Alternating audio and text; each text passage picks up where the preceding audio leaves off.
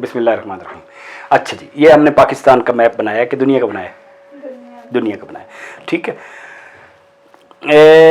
जिस कौम को अपनी हिस्ट्री और हीरोज का ना पता हो या उनसे डिस्कनेक्टेड हो, इन माय व्यू उसके एग्जिस्ट करने की कोई बहुत ज़्यादा वजह बनती नहीं है, राइट। तो हमें अपनी हिस्ट्री आनी चाहिए, चाहे आप किसी भी शोबे में हैं, चाहे आपने बायो पढ़नी है, चाहे आपने किसी पढ़नी है, हिस्ट्री का एक मोटी मोटी चीज़ पता होनी चाहिए कि हम कहाँ से आ रहे हैं। अब देखें ना, आप कह रहे हैं सूरह वल असर, वल असर का क्या मतलब? ज़माना गवाह है, मीन्स कि हिस्ट्री बता रही है, लुक एट द हिस्ट्री।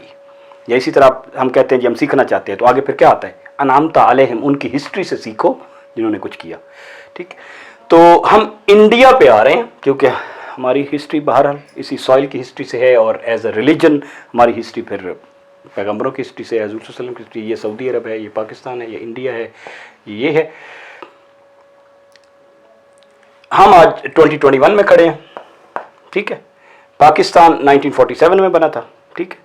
आपके पाकिस्तान स्टडीज़ में, माशरती उलूम में थोड़ा थोड़ा तो बहरहाल आपको पता है कि 1857 में जंग आज़ादी हुई, उसके बाद सर सैयद आए, फिर मुसलमान और वो हिंदू और अंग्रेज़ आ गए।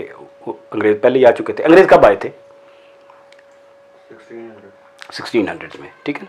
अंग्रेज़ समवेयर 1630s में आ गए थे। क्या करने आए थे? तिजारत करने आए थे, ठीक है, तिजारत करने आए थे। ये इंग्लैंड है, ठीक।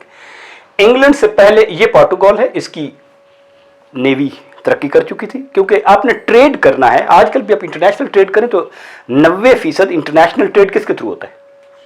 शिप से, सी से। ये कुरान में भी है, बहर कल आलाम, देखो हमने समुद्र में आला चला दी। इसके बाद फिर ये पोर्टुगाल है, ये स्पेन है। स्पेन वाले बहुत बड़े बन गए। फिर जिस तरह कौमों के अरूज सवाल आता रहता है, फिर फ्रांस और इंग्लैंड और डच, ये उसके बाद बन गए। और कौन बड़ा बनता गया?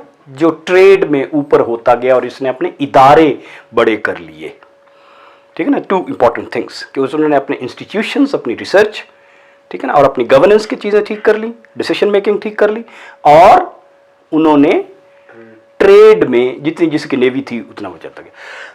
Now we are talking this, यहाँ पे आखिरी जो हमारे इधर कंसोलिडेटेड, जहाँ तक इंडिया की हम बात करें ना, इंडिया की हुकूमत थी, वो औरंगजेब के बाद नहीं थी, राइट।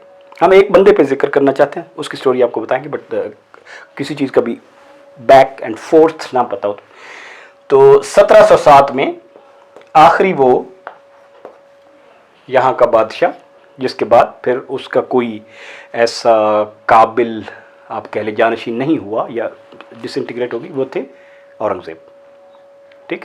औरंगजेब वाले मुसलमानों की 3 जगह पे सेंटर्स थे। 1 दिस इंडिया, 2 ये ईरान, जिनको लास्ट में इस एरियाज में, ठीक, जो ख़त्म हो रहे थे। ये ख़त्म हो गया ना यहाँ पे, इंडिया की वो सल्तनत। मुगल्स, सफ़वीज़, और इधर वो थे जिनकी आप वो एक मूवी भी देखते रहते हैं, हाँ, ऑटोमन्स, ठीक है ना। तो ऑटोमन्स, सफ़वी और ये 3 लास्ट बच गए थे, ठीक है ना। 3 जगह पे हुकूमतें हमारी थी, ये भी ख़त्म हो गई थी समवेयर हियर 1730s। ये जारी रही, आपको पता है, करते करते तहरीक खिलाफत 1921 तक बहरहाल इनका सेम्बलेंस के तौर पे, नाम के तौर पे जारी रही। लेकिन प्रैक्टिकली ऑफ कोर्स यूरोप तरक्की कर चुका था, उठ चुका था आगे, और आपने अपने इंस्टीट्यूशन, अपनी ट्रेड, अपनी नेवी, अपनी एजुकेशन, अपनी रिसर्च उस तरह नहीं की थी। इंडिया पे उनके आने की क्या रोला था? 17 somewhere here 50s steam engine बन गया था। क्या बन गया था? इंजन। जब इंजन बन गया और बिजली बन गई तो फिर आपकी बिल्कुल स्पीड एक किस्म की डिफरेंट होगी ना, राइट। तो इसके बाद स्टीम इंजन जब बना है तो फिर क्या, अब आपको पता है ना, न्यूटन इससे में न्यूटन था, न्यूटन से जस्ट पहले गैलीलियो था, उसी ज़माने में अल्हेज़न था, ठीक है। तो न्यूटन ने अभी मोशन लॉज के बताए हैं, उन लॉज ऑफ मोशन को ऊपर मशीनरी बनना शुरू हो गई है, माइकल फैराडे के कानून भी आ गए हैं, ठीक है, और बिजली बन गई है और मशीनें बनना शुरू हो गई हैं, लिहाजा वो चक्कियाँ नहीं चलानी, वो हाथ से नहीं चलानी, अब वो कोयले से और स्टीम से चीज़ें चलानी है, राइट। तो इट्स ए बिग गेम पे, जहाँ पे 10,000 बंदे काम कर रहे हैं, वो एक मशीन काम करती है, तो बहुत तेज़ी से चीज़ें होती है। तो उसको कहते हैं कि इधर आ गया इंडस्ट्रियल रेवोल्यूशन। तो वो उस बात में इंडिया वाले, ये कंपनी, इस कंपनी का क्या नाम था, east India company. East India company ने सबसे पहले, अब इनके पास टेक्नोलॉजी आ गई। इंडिया में एक ही बंदा था जिसने इस टेक्नोलॉजी को अडॉप्ट कर लिया हुआ था, टीपू सुल्तान, ठीक। यहाँ पे उसकी स्टेट थी, आजकल उसको कर्नाटका कहते हैं, कर्नाटक। 1973 में इंडिया ने उसका नाम चेंज किया था, मैसूर, राइट। अंग्रेज जब आए हैं तो आपने ये सुना होगा कि अब अंग्रेज ने तो सबको तोड़ तोड़ के मारना था ना, वैसे भी मुगल बराए नाम ही रह गए थे, ठीक है ना। ये 1857 की जो आप जंग आज़ादी पढ़ते हैं वो तो एक बराए नाम ही थी कि चलो एक वन लास्ट अटैम्प्ट, बट असल में तो वो छोटे छोटे छोटे छोटे राज्य थे। औरंगज़ेब के दौर में मरहट्टे जो थे, औरंगज़ेब जरा ज़्यादा सख्त था, ज़ाहिर है, टाइट कंट्रोल था, तो मरहट्टे सिख सारे फिर बाद में उठ गए। तो इन्होंने सबसे पहले यहाँ पे कब्जा किया है, राइट। फैक्ट्रियाँ बना ली थी मुख्तलिफ जगह पर। जंगे पलासी आपने सुना होगा, 1757, 1857 है ना, जस्ट 100 ईयर्स बिफोर, यहाँ पे इन्होंने एक जंग की जिसमें बंगाल वाले हार गए। और आपको पता है कि वो वहाँ पे एक मीर जाफिर था जिसने बंगाल के उसको धोखा दिया, अंग्रेज़ों के साथ मिल गया। जब आपके अंदर का एक बंदा मिल जाए और कैरेक्टर ना रहे तो ठीक। यहाँ से अंग्रेज़ों ने आज के पैसे के हिसाब से तकरीबन 1 अरब डॉलर लूटा, क्योंकि सैकड़ों साल से, सदियों से यह इलाका रिच था ट्रेड में। सारी दुनिया में एग्रीकल्चर थी, दुनिया में मिनरल्स थे, दुनिया में सोना था, दुनिया में डायमंड थे, सब किसके पास थे, या इनके पास या इनके पास, राइट। इस पैसे पे उनकी नजर थी। फिर उन्होंने देख लिया जब इंस्टीट्यूशन नहीं रहे, गन पाउडर बना लिया, चाइना ने बहुत पहले बनाया हुआ था, ठीक। तो ये जो थे ना, फादर का नाम क्या था, हैदर अली, ठीक है, हैदर अली।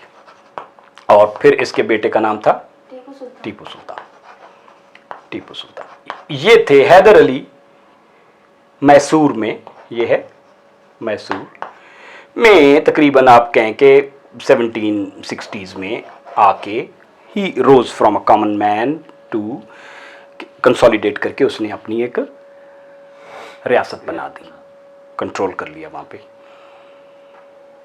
इतनी बड़ी सोच के मालिक थे कि उस जमाने में हैदर अली के ताल्लुकात इन और इन से भी थे। बट ये सीन कि यार अब मुसलमान जो हैं, काबा मेरे आगे है, कलीसा मेरे पीछे, जो गालिब ने कहा है ना कि आगे जाता हूं तो काबा है, पीछे ईसाई आ रहे हैं, मैं किधर जाऊंगा, राइट। ये लोग भांप चुके थे। ये इधर रहते थे निज़ाम ऑफ हैदराबाद, सुना है ना, बहुत अमीर लोग जो थे, बंगाल वाले बहुत अमीर थे, मलका अवध बहुत अमीर थी, नवाब ऑफ भोपाल की बेगम, आई.एच. कुरैशी की किताब में आप पढ़ेंगे, लिखा हुआ है नवाब ऑफ भोपाल की बेगम का सोना इतना था कि इंग्लैंड अपना बैंक ऑफ इंग्लैंड बेच भी देता तो खरीद नहीं सकता था। 1 बेगम, राइट। तो बाकी ये तो बहुत ही बड़े लोग थे। सो ये नहर सुईज है, ये अभी बनी नहीं थी, तो इधर से आते थे। यहां की मुसलमान हुकूमतों को उन्होंने पहले तबाह कर दिया हुआ था। ऑटोमन्स की यहां तक की चलती थी, ठीक। नेवी थी इनकी, इन्होंने नेवी नहीं बनाई थी। इनमें से एक ही बंदे ने नेवी बनाई थी देश में। इसका चाइना से ताल्लुक था, इसका ईरान से ताल्लुक था। इसने ईरान से 1500 बंदे मंगवा लिए थे, इवन कि आप आए, मेरे पास आए, हमारे पास पैसे भी हैं, हम ट्रेन करते हैं।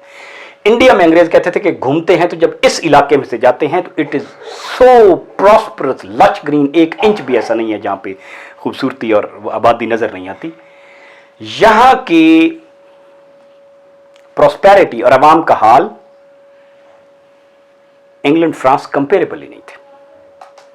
रेवेन्यू सिस्टम थे, टैक्सेशन सिस्टम थे, इवन इसने वहां पे रिसर्च गार्डन बनाए हुए थे। तो अब जाहिर है अंग्रेज तो हमले कर ही जा रहे थे। पहला हमला जो अंग्रेजों ने किया है, नो इट्स ओके, पहला हमला जो अंग्रेजों ने किया है वो 1767 में किया है, ठीक है, कई साल रहा। हैदर अली था, जिसको कहते हैं first war of Mysore, right, कुछ नहीं कर सके, नथिंग, अंग्रेज भाग गए। आपको एक्सटर्नल इवेंट्स का पता ना हो तो अपनी हिस्ट्री भी पता नहीं होती। इधर 1776 में समवेयर में जंग आज़ादी इधर भी हो रही है, अमेरिका की, अमेरिका भी के लोग भी खड़े हो गए हैं कि हमें भी इंग्लैंड से आज़ादी हासिल करनी चाहिए, अपनी अलग। Are you getting? Is it more important or this? At the same time ये 1773 की बात हो रही है, ठीक है।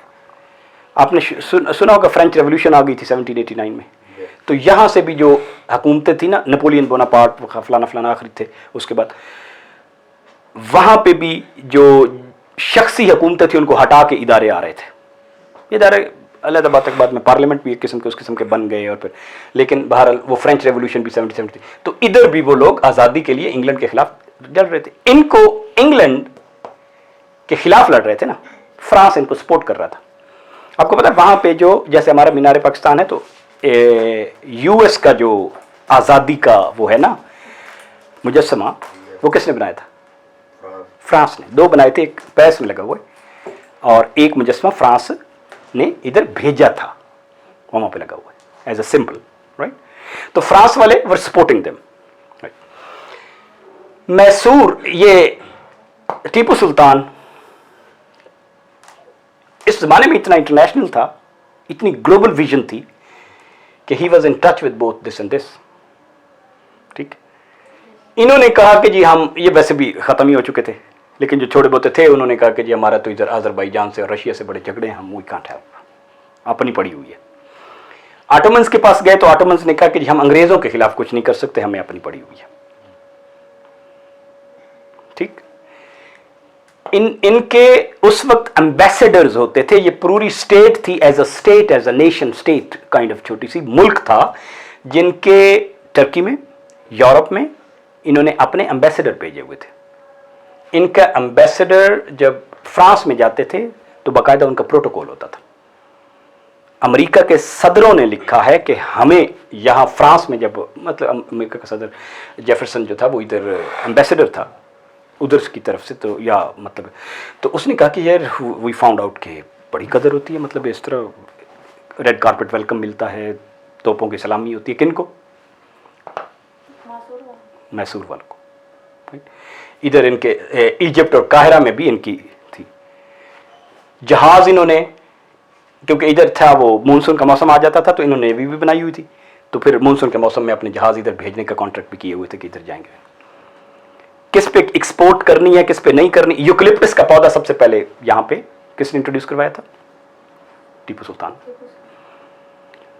घोड़ों के स्टड्स, प्योर घोड़ों के इधर बनाए हुए थे। आज का 2009 का जो एनिमल हस्बेंड्री स्पेशलिस्ट है वो कहते हैं कि इन घोड़ों की ब्रीड का इससे बेहतर कोई क्लाइमेट नहीं हो सकता जो टीपू सुल्तान ने बनाया था।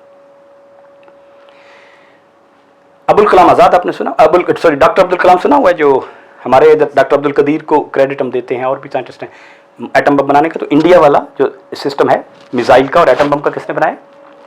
डॉक्टर अब्दुल कलाम, ठीक है। डॉक्टर अब्दुल कलाम वहाँ प्रेसिडेंट भी रहे हैं। उनकी किताब है बहुत अच्छी, आप पढ़ें, विंग ऑफ फायर, वो रॉकेट मैं कैसे बने। गांव में बच्चा पैदा हुआ तो वो अपनी स्टोरी उन्होंने लिखी है डॉक्टर अब्दुल कलाम ने। डॉक्टर अब्दुल कलाम लिखता है कि मॉडर्न रॉकेटरी का फादर टीपू सुल्तान है। मॉडर्न रॉकेटरी का फादर टीपू सुल्तान है। टीपू सुल्तान ने फ्रांस से हजारों इंजीनियर और आर्किटेक्ट बुलवा लिए थे, बल्कि एक दफा तो फ्रांस के बादशाह ने टीपू सुल्तान के लिए एक वॉच मेकर, 2 गार्डनर, अपने हर शोबे में से टॉप के बंदे टीपू सुल्तान को गिफ्ट के तौर पे किए थे। देखते हुए किया, पे भी करते थे, राइट।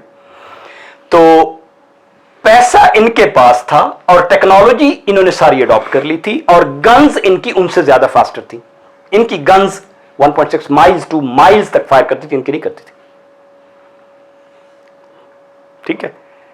गो के इंस्टीट्यूशन उधर थे, टेक्नोलॉजी उधर होगी, लेकिन आपने टेक्नोलॉजी अडॉप्ट कर ली, इंजीनियर मंगवा लिए ना, तो टेक्नोलॉजी एब्जॉर्ब कर ली और उससे आगे निकल गए। इनकी गन्स का जो मेटल था वो इनसे फार फार सुपीरियर था। इनकी गन्स के मेटल से सीख के बाद में ये चीजें इधर हुई हैं।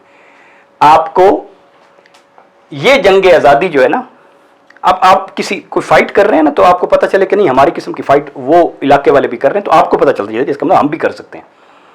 अमेरिका की जंगे आजादी में जो एक किस्म का है ना कि यार वो बंदा लगा हुआ है तो हम क्यों नहीं कर सकते, वो चीज टीपू सुल्तान ने दी थी। उनके सदरों ने लिखा है, we owe it to Tipu Sultan के। उनके तराने में जिक्र है रॉकेट्स का, because of Tipu Sultan, that's inspired by, ये स्पिरिट थी इस टाइप की। ठीक, टीपू सुल्तान वो 17 ईयर्स जब दूसरी जंग हुई है, फाइटिंग विद हिज फादर, उनको खिलाफ। ठीक, फिर फादर 1782 में his father died of cancer. 1780 में हैदर ने इनको इकट्ठा कर लिया था, निजाम को कहा कि निजाम खुदा की मानो, अल्लाह और रसूल के मानने वाले हैं, ऊपर से अंग्रेज आ गए हैं, अपना वतन बचाने की कोशिश करनी है। मजहब का, बिलीफ का उसने वास्ता डाला। निजाम कहता है सॉरी मैं तो बिक चुका हूं। ठीक, इधर थे इनको मराठा जो कहते हैं हिंदू वाले, उनके जो बड़ा होता था उनको पेशवा कहते थे। उन्हें वैसे भी कोई थोड़ी सी चिढ़ थी मुसलमानों से और औरंगजेब से, तो फिर थी, तो फिर उनको आज़ादी मिली थी। उनसे कहा तो उन्होंने कहा सॉरी वी कांट। तो ये भी मुकर गए और ये भी मुकर गए, राइट, ये भी मुकर गए, ये भी मुकर गए। वन मैन, ठीक, and his army. You know how many years this family sustained? 40 years। 40 साल कोई कुछ नहीं बिगाड़ सका। हम समझते हैं 2 महीने जंग हुई होगी, 1 हफ्ता नहीं, 40 years, 2 generations पास बाय। तीसरी जंग हुई तो ये सारे 40,000 बंदे इसने भेजे, 20,000 इन्होंने भेजे, 20,000 अंग्रेजों ने इंप्लाई किए हुए थे, 600 अंग्रेजों के सिपाही थे। तो तीसरी जंग में ऑफ कोर्स फिर चारों तरफ से हमला हो गया, तो क्या करेंगे आप। ठीक, तो टीपू सुल्तान ने फिर निगोशिएट किया कि ठीक है मेरा बहुत नुकसान हो रहा है, अवाम को मारने की बजाय बताओ पीस करते हैं, तो आधा इन्हें देना पड़ा। कितना? आधा। तो ये तो लूटने ही आए हुए थे, तो अब आधा इन्होंने कहा जी हमें तो 30 मिलियन चाहिए जो जंग में हमारा खर्चा हुआ है। उन्होंने कहा इतने कैश हमारे पास नहीं है तो क्या करें? कहते मैं दे दूंगा। रहन में अपने बेटे रखवाए हैं, 3 बेटों में से 2 बेटे अंग्रेजों को रहन में रखवाए हैं कि मैं दे दूंगा, फिक्र नहीं करो, बट आवाम को रहने दो, अपने बेटे। आप इमेजिन कर सकते हैं कि वो सीन जब टीपू सुल्तान देख रहा होगा एज ए फैमिली, अपने बच्चों को जाते हुए देख रहा था। It's written in the history books. और कोई पता नहीं था कि उनके साथ क्या करते हैं, बट अंग्रेज जो थे उन्होंने they treated them very well. 1 साल के अंदर अंदर टीपू सुल्तान ने उनके पैसे, इकोनॉमी, अच्छा फिर भी घबराया नहीं है, एब्सोल्युटली नहीं घबराया कि यार वो ये हो गया ना, आवाम को पता ही नहीं चला। And after 2 years everybody was उतना ही खुशहाल था।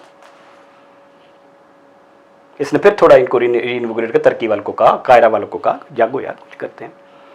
अंग्रेज अब डरे हुए थे कि यार, अब अंग्रेज पीस नहीं चाहते थे। पीस चाहे तो वो फिर वो जो इधर से लूटा है वो तो पीस फिर उनके पास काफी रह जाएगा। 1780s एक ऐसा मौका आया था कि ये तीनों एग्री हो गए थे हैदर अली के मौत से 2 साल पहले कि हम इनको सबको मिलकर मुकाबला करते हैं, और टेक्नोलॉजी हमारे पास ज्यादा है, वही टेक्नोलॉजी हमने भी ले ली है और हमने अपनी धातें और मैच्योर भी कर ली है। पूरी इंडस्ट्री बनानी पड़ती है ना, डिजाइन बनाना पड़ता है, इंजीनियर्स बनाने पड़ते हैं, रिसर्च बनानी पड़ती है, फिर टेस्ट करना पड़ता है, फिर वो जाके होती है, फिर आप एक्सपोर्ट भी कर रहे हैं। पैसे इनके पास नहीं थे, इनके पास थे, टेक्नोलॉजी इन्होंने भी इनकी ले ली। तो who was likely to progress, this और दिस?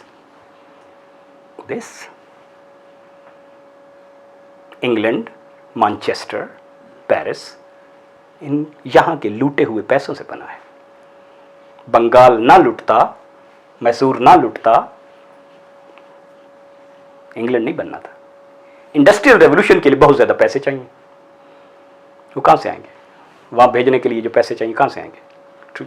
सो 3rd वॉर में आधा मैसूर चला गया और उसके 2 बेटे उनके पास चले गए। 1 साल के अंदर अंदर टीपू सुल्तान ने उनको अपनी पेमेंट कर दी, बेटे वापस आ गए खैर खैरियत से, सेलिब्रेशन हुई बहुत बड़ी, और फिर जिंदगी बहुत प्रॉस्परस थी। पर अंग्रेज वो लगा हुआ था कि नहीं, बाकी ये भी लगा हुआ था, इसको उसने वादे किए थे निज़ाम को, तुम्हें वो गंटर वाला ज़िला दे देंगे और डट के आ जाओ, ये भी लगा हुआ था। बिका हुआ था ना, बिका हुए थे, सारे बिकाऊ थे। जहाँ पे कौमें बिकाऊ हो, तो हम टेक्नोलॉजी की वजह से नहीं यहाँ पे हारे, हम किरदार की वजह से हारे हैं। कैरेक्टर में वो चीजें थी कि लोग आराम से ब्रेक कर सकते थे, पीपल वर सेलेबल। ठीक है, तो अब आ गया 4th वॉर जो हुई, वो हुई है 1799 में। काफी देर लगे रहे, कुछ नहीं हुआ। फिर उन्होंने बंदे, अंग्रेज बंदे खरीदने में तो माहिर है, क्योंकि इनका तो इंटरनेशनल तजर्बा है बंदे खरीदने में, यहाँ के सारे खरीदे हैं ना, तो ज़बानें भी आती हैं। 4 मई 1799 एग्जैक्टली 4 मई 16 ईयर्स अगो हैदर अली ने ताज पहना था, वो थ्रोन, तो उसको 16 ईयर्स हो गए। पहले तो बाप और बेटा दोनों लड़े, ये लड़ाई हो रही है, दिस इज 4th। ठीक, अब जब अंग्रेजों से कुछ नहीं बना तो जाहिर उन्होंने बंदे अंदर के खरीदे हुए थे, और मुख्तलिफ लेवल पे खरीदे हुए थे। जो सबसे ज्यादा बिक गया था वो था, उसका नाम था मीर सादिक। आगे अंदर वाले भी बिके हुए थे, कुछ और भी बिक गए थे, वो थोड़े लेवल पे बिक गए थे, लेकिन टीपू सुल्तान का कंट्रोल ऐसा था। टीपू सुल्तान तो सुबह उठता था फजर के वक्त, फिर नमाज, 5 नमाजें पढ़ता था। टीपू सुल्तान की आज तक हथेली और मुंह के अलावा किसी ने कोई नहीं देखा, नहाते हुए भी वो अपना सतर कायम रखता था। ये सच है। टीपू सुल्तान के ज़माने में आप सिर्फ ये नहीं था कि अदल कायम है, टीपू सुल्तान के ज़माने में आप गलत काम भी नहीं कर सकते, भट्टियाँ भी नहीं बना सकते, प्रोस्टिट्यूशन भी नहीं कर सकते, कुछ भी नहीं कर सकते। लेकिन क्योंकि आप खुशहाल हैं और आपको पैसा चाहिए, बादशाह सलामत खुला हुआ है, right. Wheeled traffic roads first time Tipu Sultan ने बनाए, वरना घोड़े और ऊपर बोरियाँ और वो होती थी ना, व्हील ट्रैफिक करो तरीके से चलो। बाग और वो सारी चीज़ें। आज बेंगलोर आप जानते हैं ना, इंडिया में बहुत बड़ा है आईटी के हिसाब से, बेंगलोर इधर ही है, बेंगलोर की एक हिस्ट्री है, उसको कर्नाटक में। तो ये फिर 2-3 दिन पहले इसने तय कर लिया कि यार ये तो टीपू सुल्तान तो एक एक मिनट उसका बड़ा डिजाइंड है, कहाँ से उसे मारें। तो उसने कहा यार कोई समझ नहीं आती, मैं आपको ये बताता हूँ कि आप दोपहर के वक्त जब वो खाना खाने आएंगे तो मैं किसी बहाने फौज को एक साइड पे करूंगा, और मई का पहले दिन है, ये फर्ज करो जो भी। आपको पता है टीपू सुल्तान ने कैलेंडर भी बनाया था। टीपू सुल्तान ने कहा कि ये जो ल्यूनर कैलेंडर है उसकी वजह से मुसलमानों के सेलिब्रेशन और वो चीज़ें जो हैं अटैच्ड हैं, लेकिन टैक्सेशन और जो एग्रीकल्चर है वो तो सोलर कैलेंडर के साथ अटैच्ड है, तो वो मिक्सअप हो जाते हैं। तो उसने अपना कैलेंडर भी बनाया था। टीपू सुल्तान के coins are the most beautiful coins in the entire world, the most artistic coins. Proper बंदा था ना। यही हुआ 1 o'clock टीपू सुल्तान अपने खाना खाने आया, अपने छोटा सा बेटा था उसका, इन्फेंट छोटा सा, उसका बैठ के खाना खा रहा था। तो मीर क्या नाम था, सादिक ने कहा कि जी सारे फौजी आ जाएं, तनख्वाह बट रही है, राइट। तो सारे फौजी हटा के एक साइड पे कर दी तनख्वाह लेने, और फिर एक जगह बनी हुई थी जहाँ से उसने वाइट रुमाल लहराया कि भाई आ जाओ अंग्रेज़ों को। एंग्लो, निज़ाम, मरहट्टा, तीनों भेड़िए चारों तरफ से आ गए। फिर टीपू सुल्तान के वो बंदे ने देखा कि वो फायर हुआ है, तो उसने कहा कि बादशाह सलामत थी, तो सारे ही अंदर हमला हो गया। टीपू सुल्तान खाना वहीं सोचा, अपना हाथ धोए, टर्बन पहनी, घोड़ा लिया, और सरंगापट्टम था पैलेस में उसने, वो तो चारों तरफ से आ चुके थे, बिल्कुल दू बदू लड़ाई की है। भाग के नहीं गया, कहना है ना उसका शेर की एक दिन की जिंदगी। उन्होंने निगोशिएट किया पहले कि यार दे दो, और नहीं ये नहीं हो सकता, लड़के मरेंगे, ये क्या होता, दे दो। ठीक। टीपू सुल्तान तकरीबन आप कह लो 3 बजे 4 बजे जो हो रही थी उसमें 3 उसे लगी, 2 तो थी उसमें गन्स थी बहुत हैवी, और टीपू सुल्तान गिर गया, अपनी तलवार, घोड़ा उसके नीचे ही मर गया था।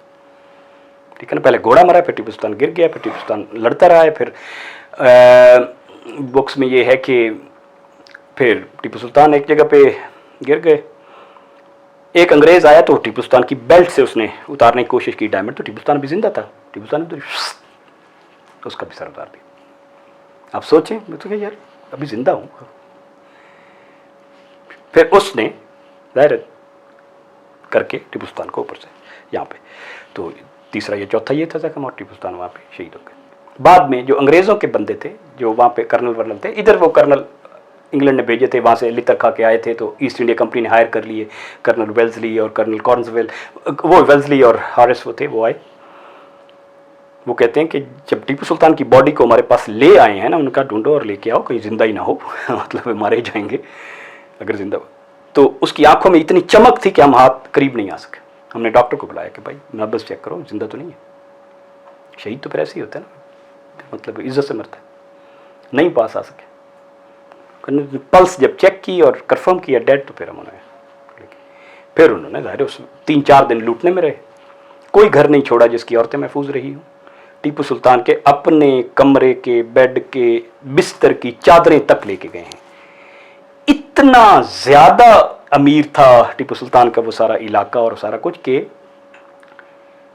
what they looted is estimated to be $2 billion. समझाइए, $2 billion। अंग्रेजों ने तो उनके बिस्तरों के पोशाक जैसे पोशाक भी नहीं देखे थे, वो भी फाड़ फाड़ के लेके जा रहे थे। फिर अंग्रेजों ने टीपू सुल्तान के वहाँ पे सिराने के नीचे एक जगह पे उसकी डायरी भी पड़ी हुई थी, जिसमें टीपू सुल्तान ने अपने ख्वाब लिखे हुए थे। तकरीबन 35-40 ख्वाब उसने लिखे हुए थे। वो भी म्यूज़ियम में कहीं पड़ी होगी, इंडियन लाइब्रेरी में, ये कहीं पे हाथ से लिखता था। कोई 2600 किताबें थी इस्लामिक हिस्ट्री पे, कुरान पे, तसव्वुफ़ पे, हदीस पे, जो टीपू सुल्तान की अपने सोने से पहले। और टीपू सुल्तान कई कौल हैं, आप पढ़ेंगे। शेर की एक दिन की ज़िंदगी तो आपने पढ़ा हुआ। उसने कहा कि फ्रूट खाने के लिए दरख्त को थोड़ी तबाह कर देते हैं, ये फ्रूट खाना चाहते थे, दरख्त को थोड़ी बचाना चाहते थे। तो ये थी एक बंदे की कहानी। आप उसका विजन देखें और उसकी गवर्नेंस देखें, उसकी आर्चरी देखें, उसकी इकोनॉमिक्स देखें, उसकी वो देखें। 40 साल तक दुनिया भर की इन फोर्सेस को एक साइड पे बे रखना कैरेक्टर चाहिए ना, और वो कैरेक्टर्स करता रहा है। अंग्रेज बावजूद इसके कत्ल किए, शहीद हुआ है, पूरे एजाज के साथ दफन किया है। आफ्टर 2 days या नेक्स्ट डे 6 घोड़ों की रथ में उनके साथ लेके गुंबद में, जहाँ पे हैदर अली तो अपनी मौत मरे थे। हैदर अली तो आपको पता नहीं कैंसर से मरे थे 1780 में। वहाँ पे दफन किया। वही जिस तरह सल्यूट होता है वो सल्यूट हुआ, और that's what the story is. जिस कौम को अपने हीरोज़ का नाम पता हो, जिन हीरोज़ ने 40 साल उनका फेथ बचाने के लिए, अब उनके आप कभी ख्वाब पढ़ें तो आपको पता चलेगा कि ख्वाब में किस किस तरह वो बुज़ुर्गों से मिलते थे। मतलब हिस्टोरियंस कहते हैं कि ये बंदा तो यार अपनी कौम और अपने फेथ के लिए दिन को नहीं लड़ता रहा, सोते हुए भी लड़ता रहा है।